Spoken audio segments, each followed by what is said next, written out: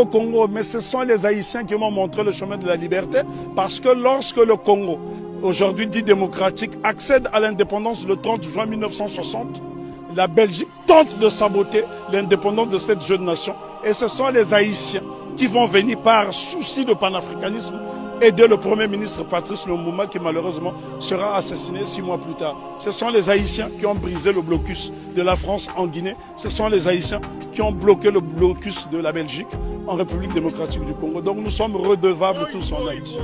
N'oublions pas que Haïti sera envahi pendant 29 ans par les États-Unis d'Amérique pour punir cette nation d'avoir vaincu les Blancs. C'est Haïti qui a libéré l'Amérique latine avec Simon Bolivar. Et encore, lorsqu'on dit que c'est Haïti qui a libéré, ce n'est qu'une partie d'Haïti, puisqu'à cette époque, Haïti était divisé en deux. Il y avait Haïti du Nord, qui était un royaume dirigé par le roi Henri Christophe, et il y avait le Sud, la République du Sud d'Haïti, qui était dirigée par Alexandre Pétion.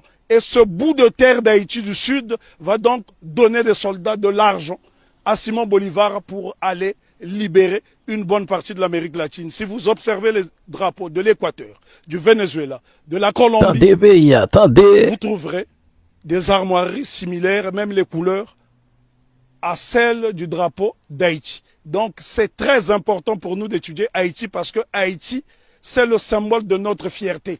Et les gens dans la Caraïbe doivent intégrer cette notion. Si les Haïtiens n'avait pas lancé ce slogan coupé tête boulet caille qui a fait trembler le monde entier, ben probablement que l'abolition de l'esclavage aurait eu lieu peut-être plus tardivement. Est-ce que tu peux nous donner des exemples de pays? Parce que là, on est en direct. L'exemple que je peux vous donner. Quel pays a été aidé par Haïti? Le Congo, pays dont je suis originaire, la République démocratique du Congo a été aidée par Haïti parce qu'en 80 ans de colonisation belge, les Belges n'ont même pas été fichus de former une dactylographe. Et la première dactylographe qui va dactylographier le discours de Lumumba, c'est Suzanne Peck, qui est la mère de Raoul Peck. Donc Haïti est au cœur de notre émancipation. Haïti a aidé l'Éthiopie, Haïti a aidé la Grèce de se libérer. Là, je vous parle de l'Europe. Haïti a aidé la Guinée. Haïti a toujours été au cœur de notre lutte. L'exemple le plus simple est le père de l'indépendance de Cuba, celui qui a lancé les hostilités contre les Espagnols, c'est Antonio Maceo. Lui-même a été formé en Haïti. Donc Haïti, si vous allez à Cuba, les Haïtiens sont très respectés. Il y a des localités entières où on trouve des Haïtiens. Il n'y a que dans la Caraïbe francophone où on voit ce mépris.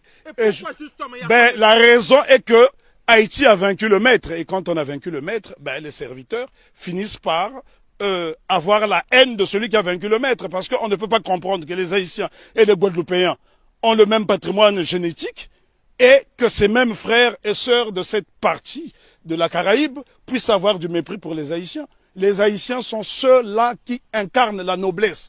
Lorsqu'on parle de la pyramide, ceux qui sont au sommet de la pyramide, ce sont les Haïtiens et puis les Éthiopiens parce qu'ils ont été des nations invincibles. Imaginez-vous que les Haïtiens ont combattu une armée motorisée rien qu'avec des armes rudimentaires. Au point où Maitland, gouverneur britannique de la Jamaïque, viendra supplier Toussaint Louverture de lui remettre un bateau.